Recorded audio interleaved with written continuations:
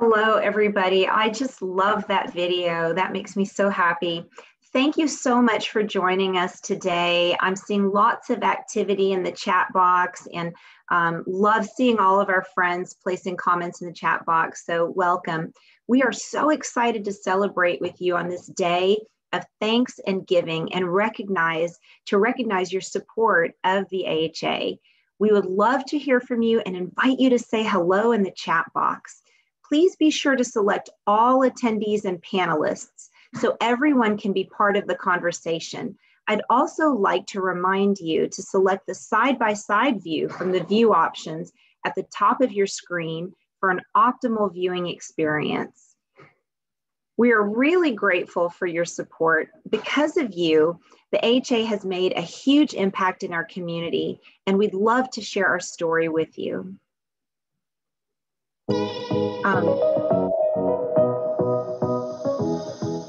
The work of the American Heart Association in the community is critical.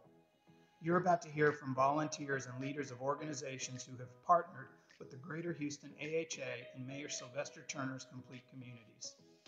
Together, we are working to implement long-term, sustainable, systems-level change to improve the overall health of all Houstonians.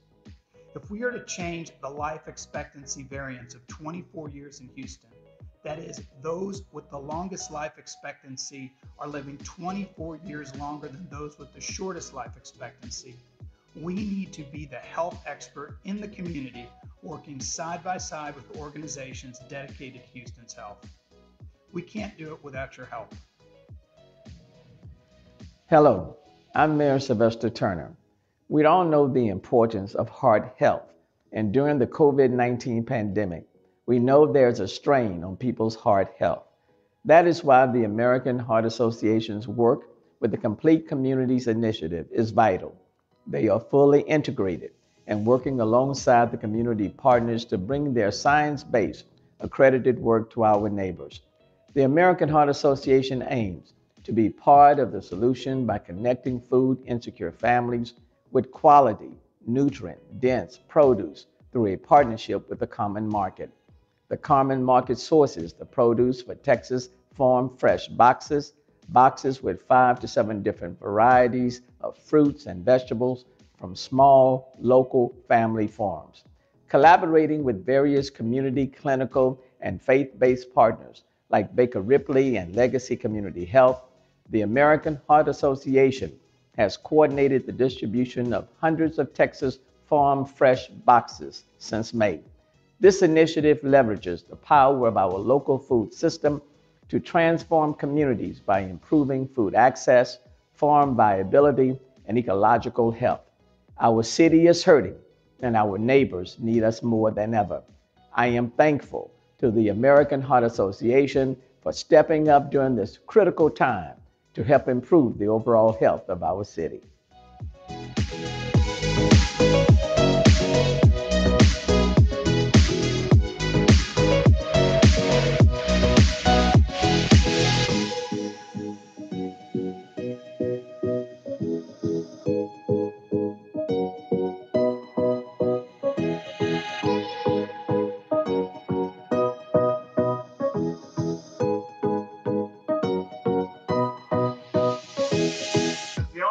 COVID-19, and even before then, the American Heart Association has stepped in to fill critical gaps in our community. These critical gaps align with the core pillars and continue our work towards long-term sustainable solutions towards healthy hearts. One example is the timely and relevant need to address nutrition security, a key factor in optimal heart health.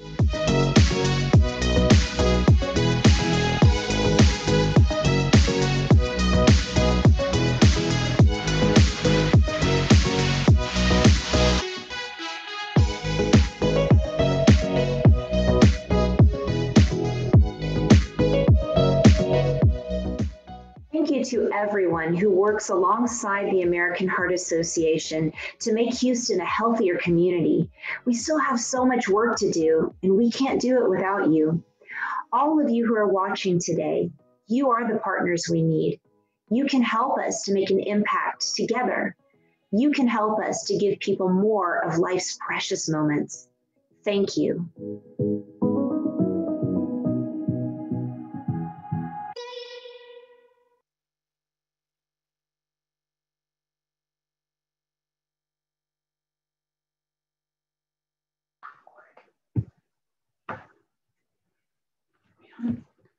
Hi, hello everybody. We are the Griffins.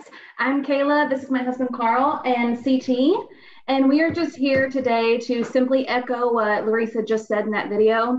We're here today to thank you so much for supporting the AHA. Thank you so much for supporting families like ours. Families like ours who are suffering from heart disease or chronic illnesses. Our families like ours who have loved ones who are at much greater risk during this time of COVID-19. And for example, so sorry, y'all. For example, we're raising a rambunctious 4-year-old who was born with congenital heart disease, and we're doing that during a global pandemic, which has not been easy whatsoever. We've had to severely limit who we see, who we bring into our home, where we go, the experiences we get to have as a family, memories we get to make as a family. And we've had to closely rely and work with our cardiac professionals and healthcare advisors, even more so now than we ever have before, just because we want to do everything we can to keep CT safe. I can't say enough about how transformative funding research is for someone like CT with heart disease. CT actually just had what's called his Fontan procedure, and it was his 5th major open heart surgery. The AHA continues to fund critical research around this particular procedure and how it affects patients like CT. Funding research like this to get us to, milestones such as CT's Fontan procedure are what we rely on to know that CT is going to live the happy and healthy life that he deserves. I also today, since I could talk forever and ever about this, and since this 4-year-old wants to steal the show right now, I have brought someone very near and dear to our heart. We call him Dr. C, and he is a cardiac intensivist at Texas Children's Hospital main campus, and he is personally taking care of CT, and we just looked for him today to really help us explain the importance of funding research, yes, with the AHA, but also how important it is to continue funding during this critical time of COVID-19 and all the years that are to come that will be impacted by COVID. Hi, Dr. C.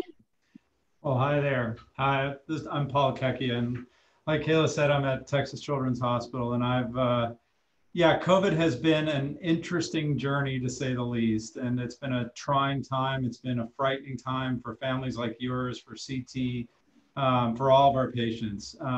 But it has been one that we're beginning to go through the journey. We're traveling that journey to understanding more and more, to be more knowledge and fact-based instead of fear-based. We're beginning to understand the risks of children with heart disease, how that plays out. And while it's been a disruptive time and a frightening time, it's also been a time, I think, to be incredibly thankful for the partnerships that have been developing, that have been strengthened, partnerships between families and hospitals and doctors, and partnerships with the American Heart Association. And that research, that collaboration is something that I'm actually strangely very optimistic about, even in this dark time of the pandemic, because I truly believe what we're learning now about how infection mixes with heart disease is going to change the way we practice medicine for decades to come. We just need to make it through this dark time and fund the research and fund those partnerships, and we're going to come out better for it. We just have to hold on and do what's right until then. Thank you so much, Dr. C. You've always provided the shining light that we all need during this time. So we're so appreciative to have you here today and all the work that you do to take care of these special kiddos like CT. Thank you. Love to be part of it. Absolutely. Thank you so much.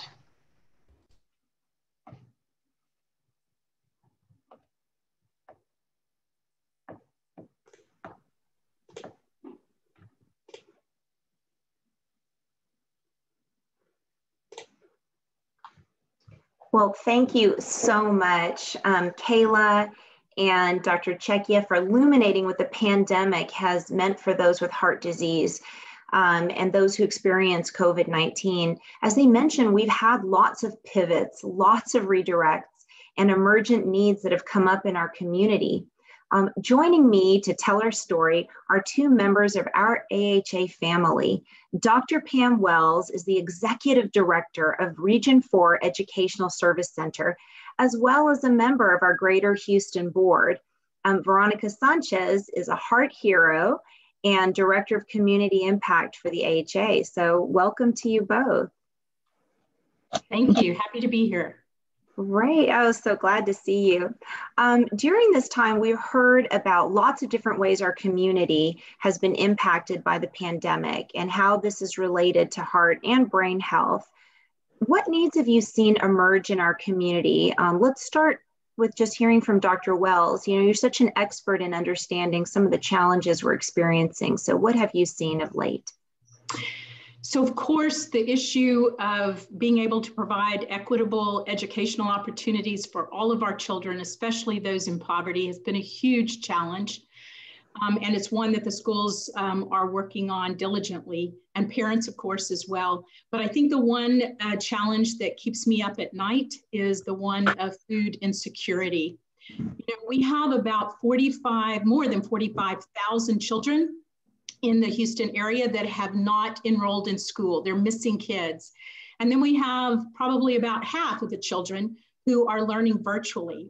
And many of these children in poverty received up to 3 meals a day at school when pre-pandemic. And of course, they're having a challenge getting those. The schools still have food available, but it's hard for families to access that when they work and with transportation. And so I think this issue of food insecurity is probably the most critical one, and it impacts the whole family because the children, not just children, but the families have fewer resources to feed all of their children. So I think this is probably the issue that I'm most concerned about right now. Well, thank you so much. I think that even just today, I was visiting with one of our partners and just provided some educational resources for some of the recipients of food, and the lines were going for blocks and blocks and blocks downtown. So seeing firsthand exactly what you're talking about, and thank you for sharing that. You know, Veronica, we would love to hear from you as kind of one of our hypertension experts. You know, what have you seen emerge in our community regarding chronic disease and hypertension? You know, through the work that I've been doing, we've seen that people already had high levels of stress prior to the pandemic, but now those stress levels are really much higher.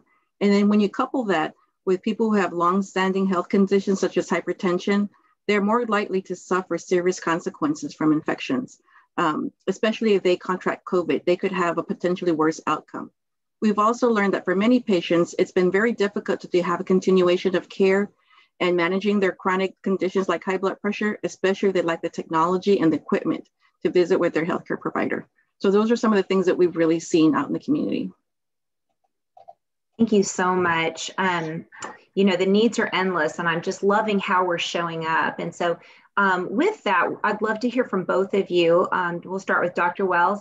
How have you seen the AHA get involved and address the needs that we're seeing? So I think one of the just huge kudos that we need to give to the AHA is their focus on the social determinants of health, because those tie particularly strongly to those factors that help students to be successful, not only immediately, but with the trajectory for their entire life.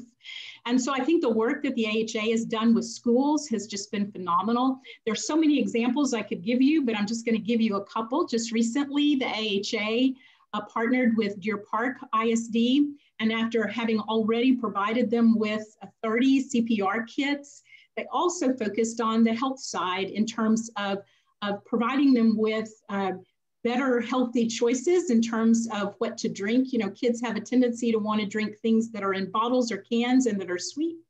And so the AHA provided some water dispensers that are healthy and not only provide the opportunity for kids to make good choices about what to drink, but also to help save the environment. So a huge example of helping kids make decisions early on, because we know if kids begin healthy habits at a young age, then they're going to continue those throughout their lives.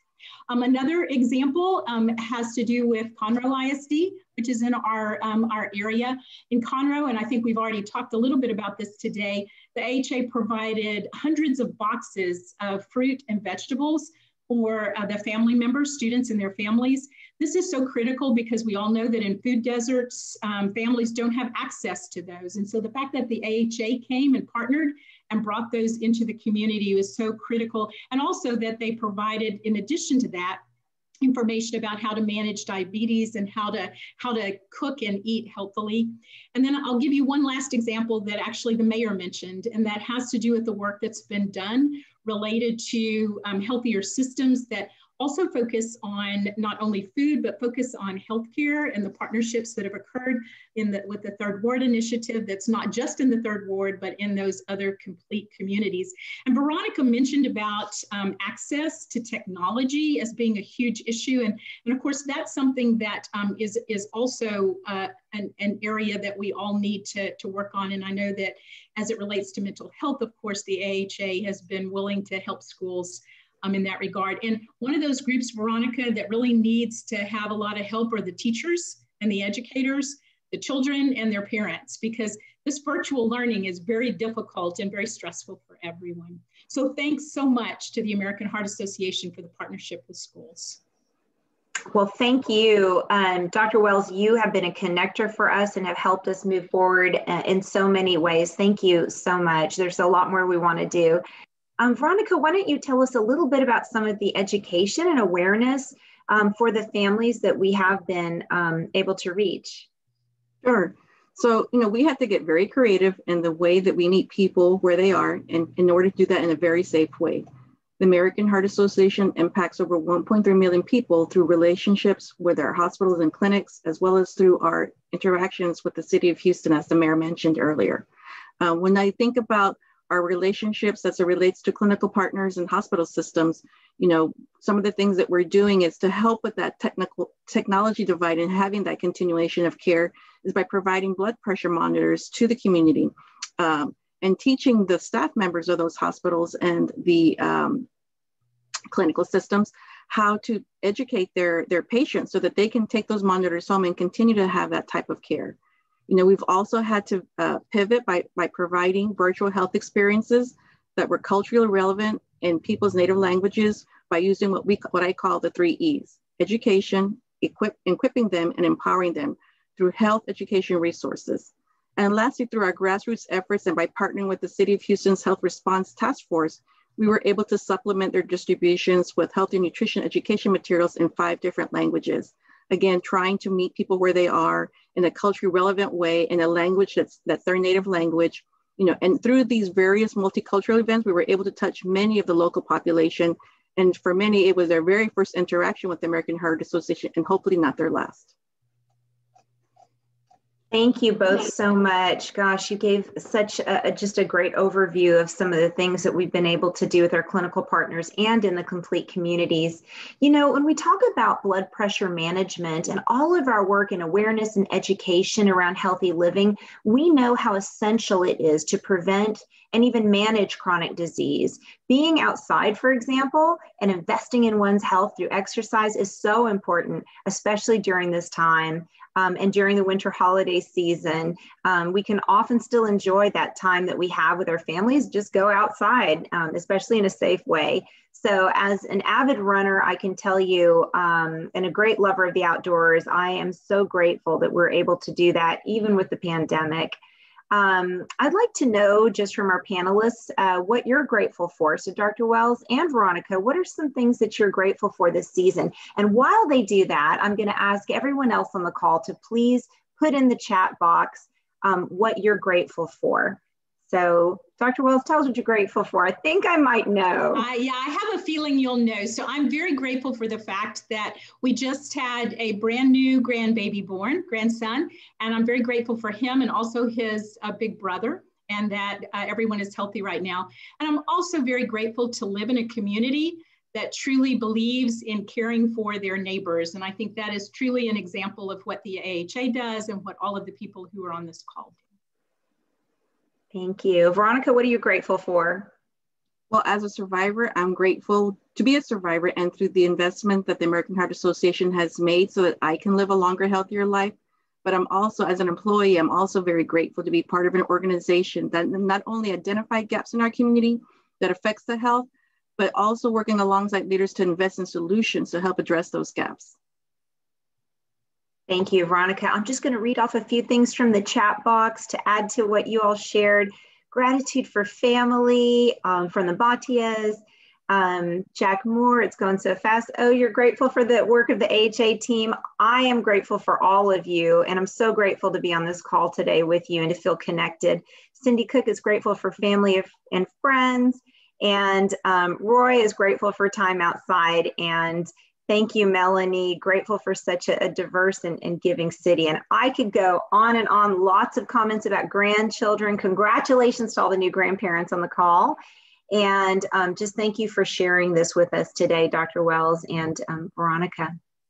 Thank you. Thank you.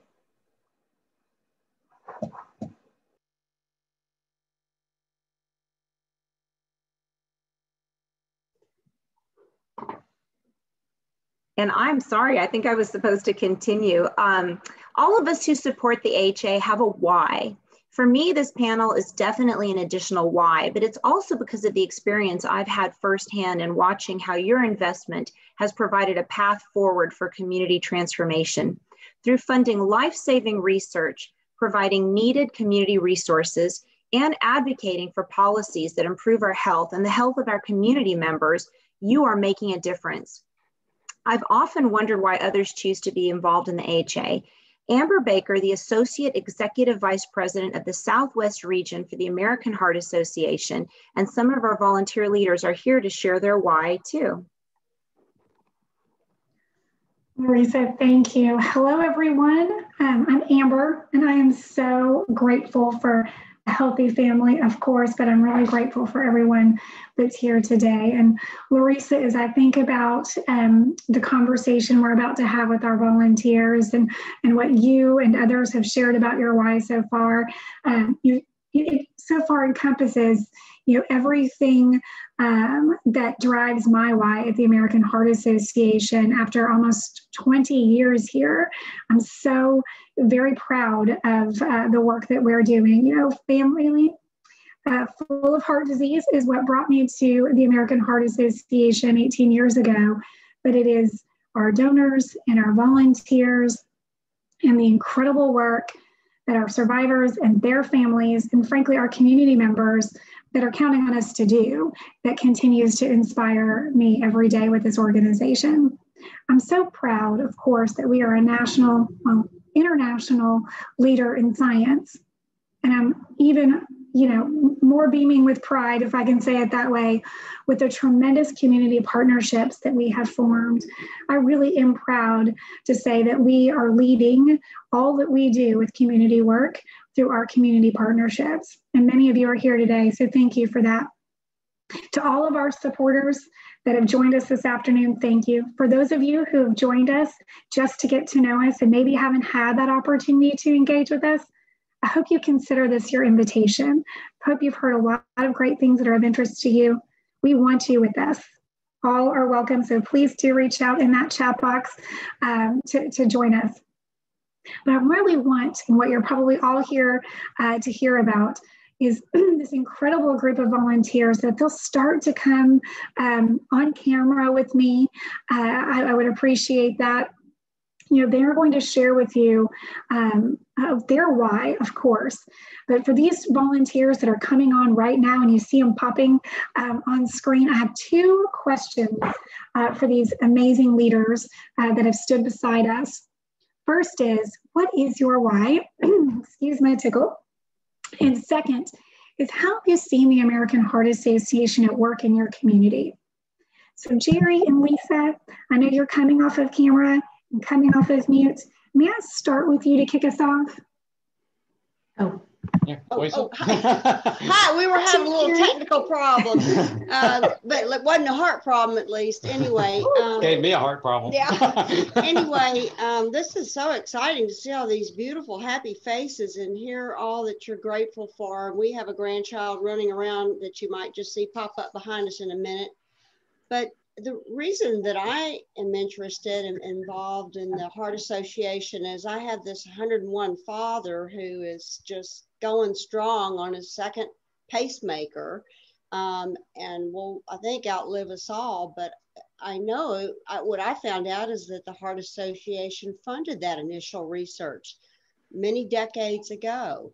And also I did lose my mother to a sudden heart attack, and but she had no idea she had heart disease. And so these kind of the education is what really excites me. And I'm even found out I got a little high cholesterol and working on that. So I have many reasons. So what are they doing? Yeah. So and you've got.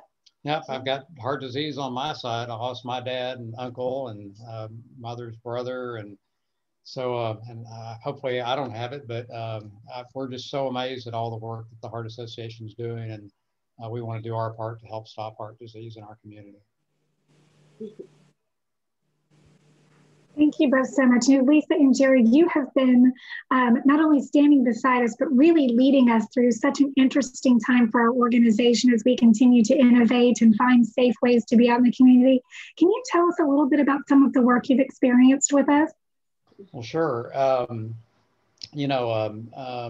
We've heard a lot on this call. Pam spoke about food insecurity, and Veronica, and that's something I didn't even know about, and I certainly didn't know that the Heart Association was involved with that. But if you think about the pandemic and already distressed communities in our own city, their problems are now multiplied many, many times just because of the lack of resources and just their susceptibility. If they get COVID, their heart disease is going to be more, if they have it, it's going to be more prevalent. And if they don't have it, they're more likely to get it. So with that as a backdrop, two or 3 weeks ago, I got asked to, if I wanted to help with one of the food insecurity solutions, which was to join our volunteers here, or actually our staff here in Houston and volunteers at a food distribution point.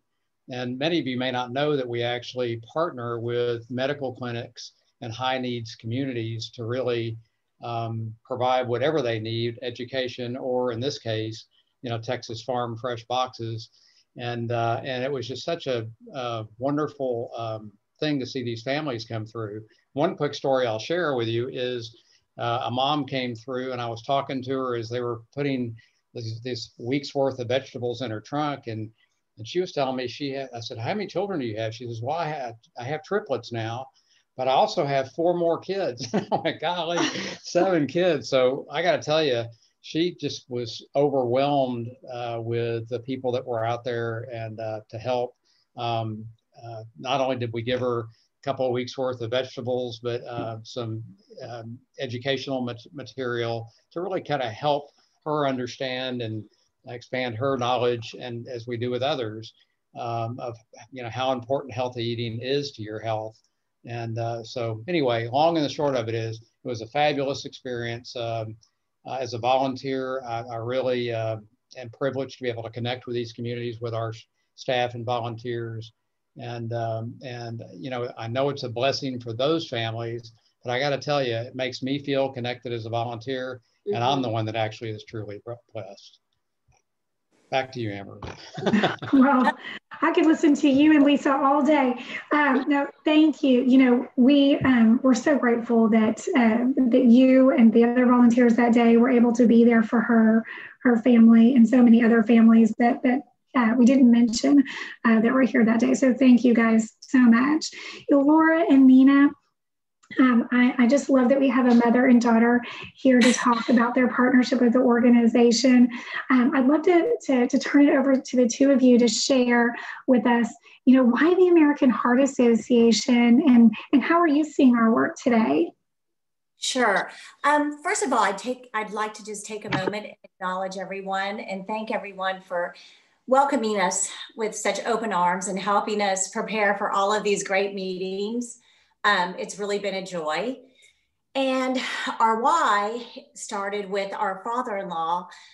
He came here from India to study heart disease. He wanted to be a doctor and a physician and save people's lives. And he devoted his entire life to doing that. So on his passing, Nina and I decided that we wanted to carry on that tradition. And we were fortunate enough to go to the fashion show last year before COVID. And we looked at each other and we're like, this is it. We want to be involved with them. And it was such a great opportunity because it's something that we could both do together as a mother and a daughter from both generations. So she's going to talk now because I'm losing it. Oh.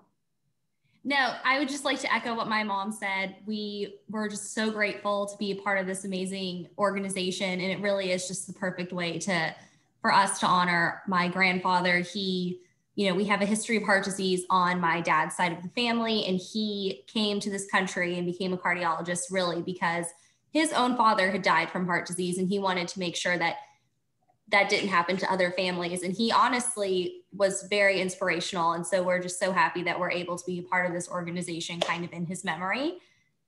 And I guess, how we've seen the AHA in action, which is like the second question, I've been lucky enough to volunteer with the AHA in partnership with the Legacy and do the food distribution.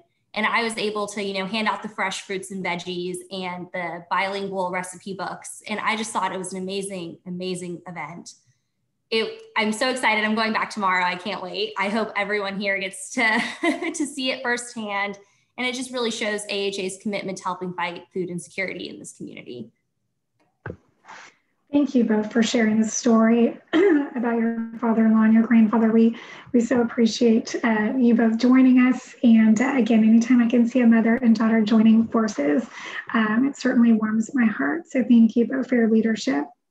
Stu, as someone who's been here almost 20 years, which I don't know if I like to say that, I love to see a volunteer who's been around at least a decade with me. And so may I ask you to share what initially brought you to the American Heart Association, your why, and some of the work you've seen us do over the years together?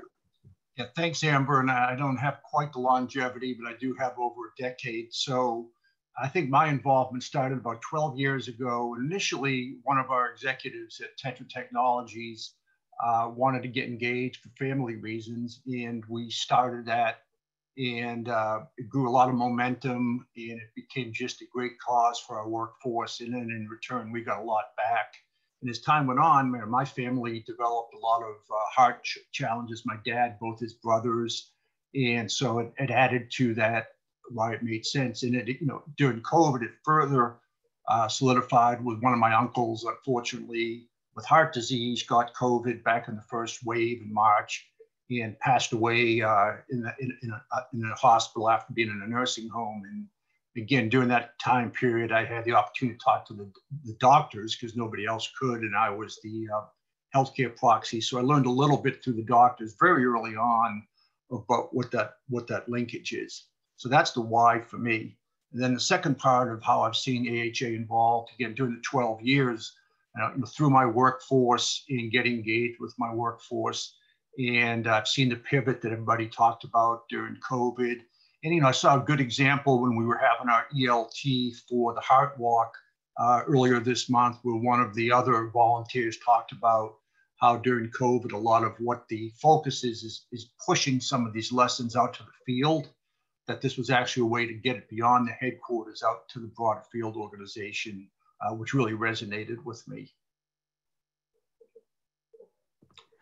Stu, thank you. And I'm sorry for your loss. And I appreciate the years that you've shared and engaged thousands of employees with us over those 12 years. So we appreciate you spreading our message. Thank you so much. Wendy and Sarah, I have been staring at your thing like the entire time, trying to pay attention to others because my heart is happy. I feel like we are officially at the holidays looking at the two of you.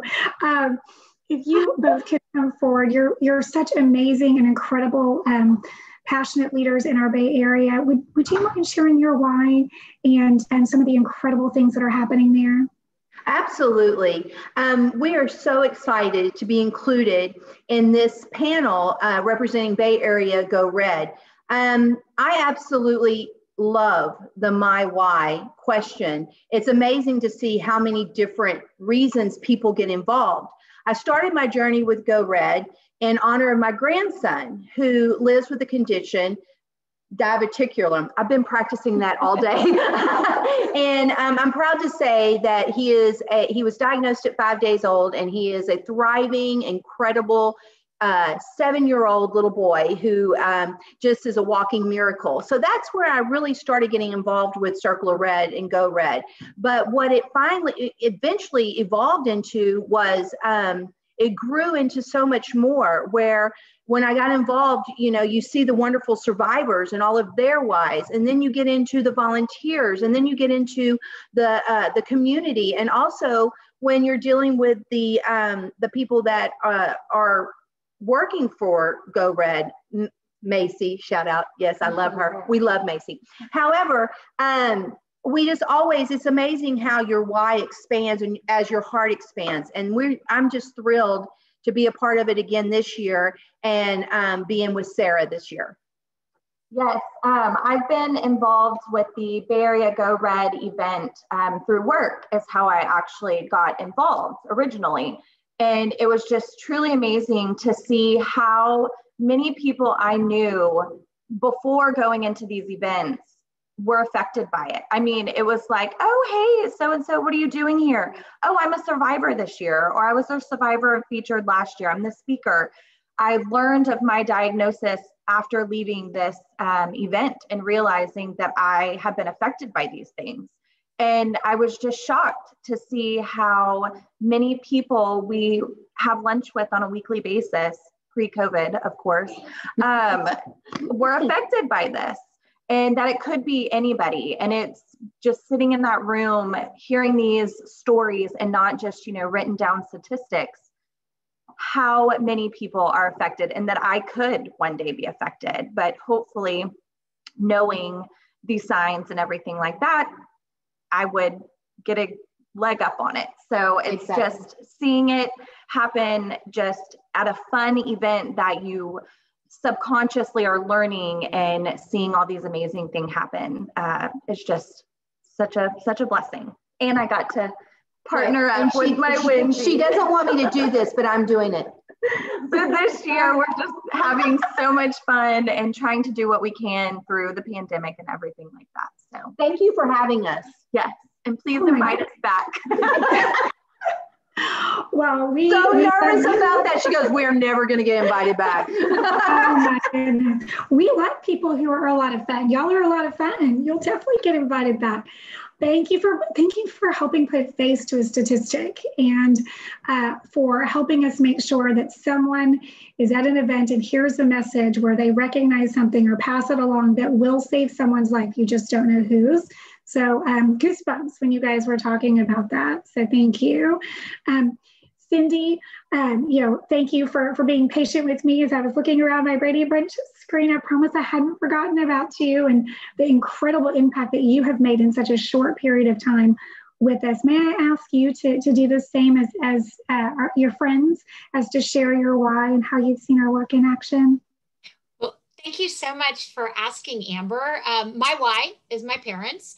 For my mom and her many hours of AHA service. So she was one of those who went door to door with her little envelopes, collecting donations from friends and neighbors. So kind of started early with that. And then for my dad, who always struggled with poor heart health his entire life and eventually succumbed to a heart attack. So, those are the people that I really, really dedicate my time for. Thank you, Cindy. I had a little tickle and I couldn't come back any faster. So you're being extra patient with me. No, you have truly been a force, if I may say so, in really helping when you think about making sure employees in large companies know our message as well. Is there anything you'd like to share in terms of our partnership and work in that way? Oh yeah, I mean, for me, I've always been, thrilled with the work that AHA is thrilled to bring in the corporate environment. And one of the things that I experienced this year is how we were able to bring the AHA to our colleagues at BP with virtual CPR training, heart healthy awareness, and heart initiatives. And so everyone pivoted quickly to the virtual environment. We're able to reach so many more people, and that's been great. BP was also very active and thrilled to be able to volunteer supporting AHA in providing mental health kits for frontline workers. So for all of you out there, if you haven't experienced the corporate side, AHA brings a lot to the table, and it's a great way to bring a lot of information, life-saving information potentially, to your friends and colleagues at work. Thank you much. Thank you so much, Cindy. I had Dr. C already on my mind, and I was almost about to say, thank you, Dr. C. I'm sorry, Cindy. Dr. C, that was my way of saying, don't worry, I didn't forget about you either. Dr. C, you live and breathe this every single day. Is there anything else you'd like to share about your why with the American Heart Association? Well, so actually my why probably dates back to birth in a lot of ways, because my mother was a general pediatrician in Chicago, one of the first female physicians on staff anywhere in the city of Chicago in 1948. And my father was an adult cardiologist. So I think I was destined to combine the two into pediatric cardiology. So that I've always known of the American Heart Association. And now I get to work with the miracles that are the result of the American Heart Association every single day. And I always remind people that children with congenital heart disease who were born in the 30s and 40s had a 100% mortality. They were going to die. It was a matter of days or weeks or months, but they were going to die. And now here at Texas Children's, for example, out of our 1,200 operations, our mortality hovers around 1 to 1.5%. out of all those surgeries. So we have, in 2 generations, created an expectation of survival, and that's a fun miracle to work with every single day. So it's why on both ends, the recipient and the upbringing. Thank you so much. I can't imagine, while we begin to wrap our minds around that, what that means to those families 2 generations later. So thank you so much for all that you and your colleagues across the city do. Well, you guys, you've certainly heard it here firsthand, but I'd like to welcome back up Kayla and her son, CT, as you think about, really, what does your volunteerism look like? What difference do the investments you're making in our work do?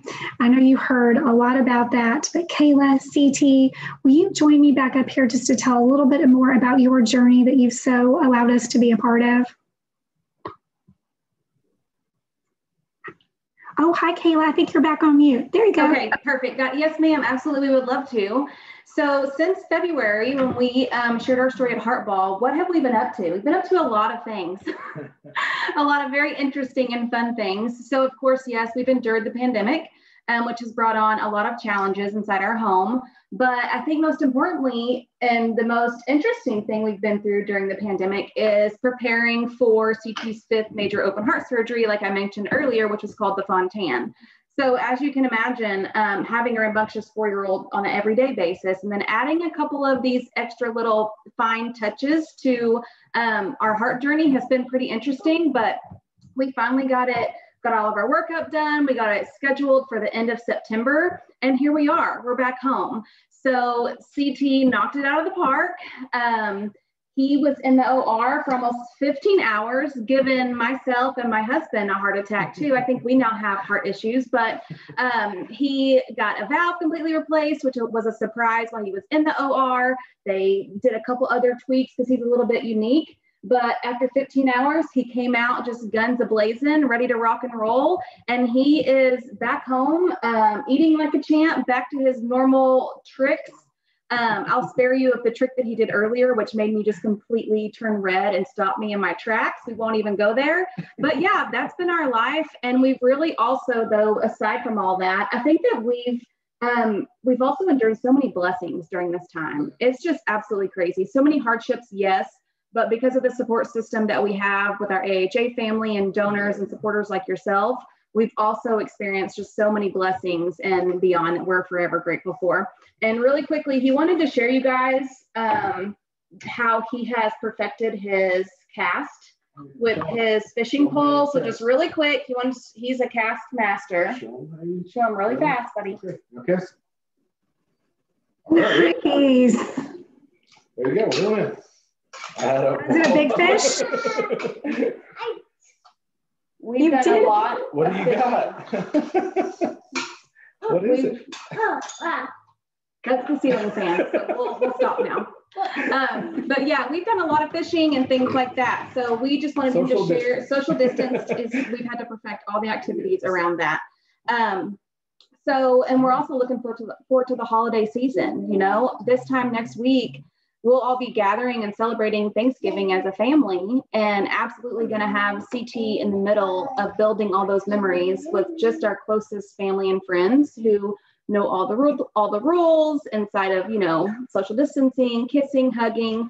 But we also know too that we would never be able to have this gift of time or make these precious memories without the research and the work of the AHA. Like Dr. C said, 20 or so years ago, I don't think we would be able to make these memories with CT. So we're so forever grateful for everything that you guys do and all the donors and supporters like yourselves.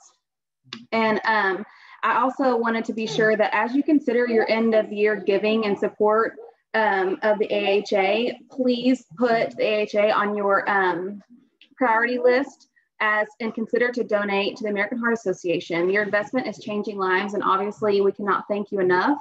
So I just don't know how we will ever be able to say thank you, thank you, thank you. And please consider the AHA for your end of year giving. Thank you. Oh, well, thank you, CT. Thank you to your entire family for continuing to allow us to be on your journey with you and celebrating. And I can't wait to see how big of a fish he catches with all of that practice. So thank you so much, CT. Well,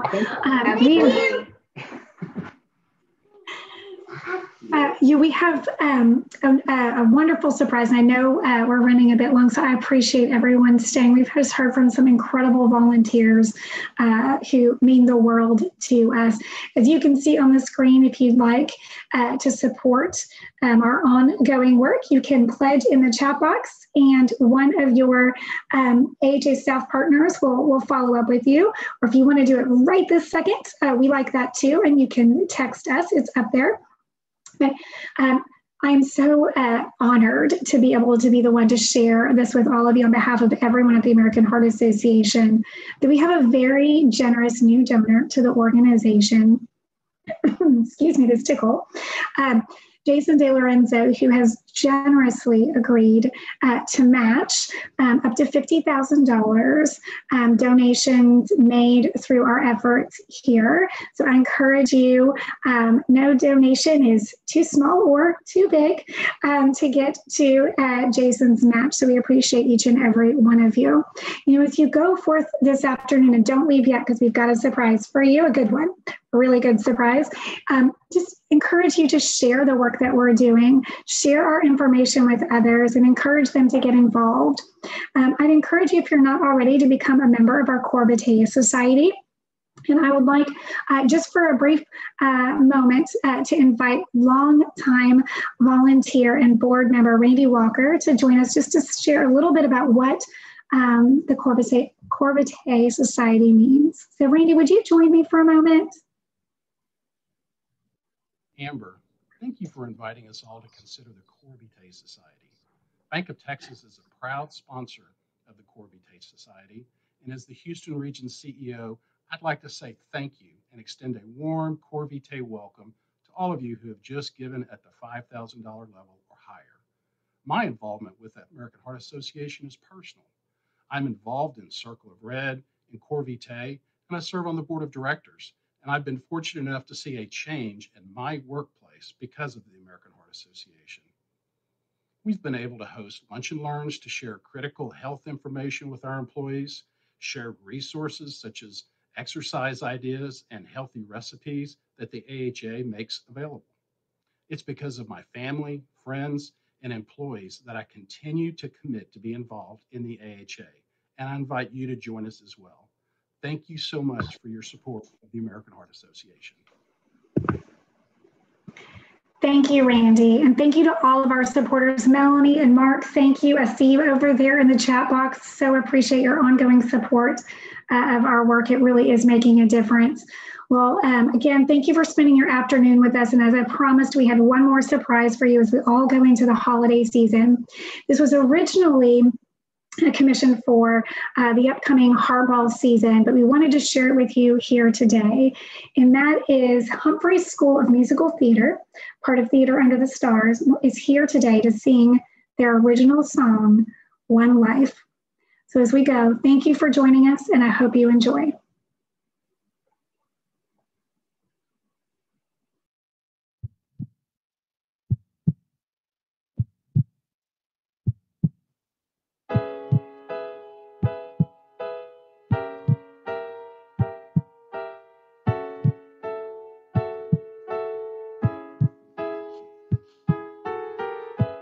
What would you give for one moment? What would you give to have more time? What would you pay to feel forever? Tell me what's the price to see one smile? To hear a baby's cry and laughter, and to feel the warm embrace of love. What's the price for memories? Can I replay all these things? So much to do, so much to share. Every second there's a hand to hold. Every minute new journeys unfold. There's a heart that is waiting, a life that needs changing, hours of laughter to share, brief moments of grief and despair. The gift of time is life's free blood, so do you have the time to change one life? One life, one life, one life, one life. So do you have the time to change one life? What's the legacy you want to leave behind you? Would you rather be the shelter or the typhoon? The world is spinning real fast, it gets hard to breathe. What's the price for your time and your memories? How about a second, 1 minute, one moment, one chance to save a life, then watch them grow and hear the moments that their heart takes their first beat, reminding us we are all a symphony. So much to do, so much to see, so much to strive, but blessed life to those in need. Won't waste your time, stop for a second, the world is hectic, let's heal and live. How can we want change when we don't got change to give? Let's leave a garden where generations of seeds will grow. Let's build a monument, conglomerate that brings some hope. Let's be the shelter against the storm and destitution. The future's waiting, so really what is your contribution? What's the price for memories? Can I replay all these things? So much to do, so much to share. Every second there's a hand to hold. Every minute new journeys unfold. There's a heart that is waiting, a life that needs changing, hours of laughter to share, brief moments of grief and despair. The gift of time is life's reply, so do you have the time to change one life? One life, one life, one life, one life. So do you have the time to change one life? One life, one life, one life, one life. So do you have the time to change one life? One life, one life, one life, one life, one life. So do you have the time to change one life? One life, one life, one life, one life, one life. So do you have the time to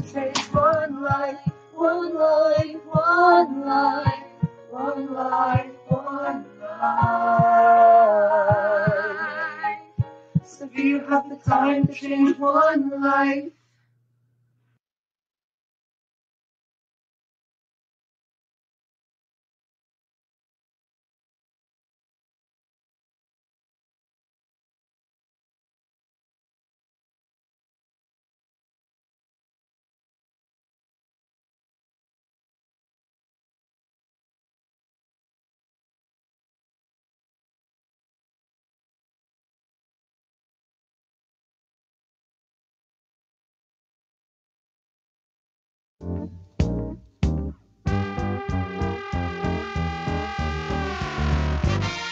Wanna thank you, yeah.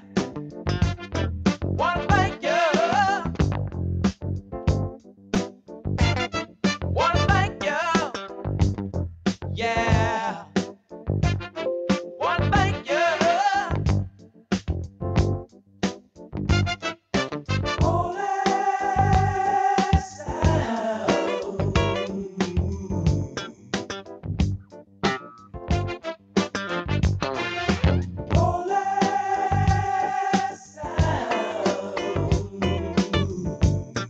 Yeah, yeah. Ready, ready, strike the piece of baby. We just wanna give gratitude. Yeah. We got plenty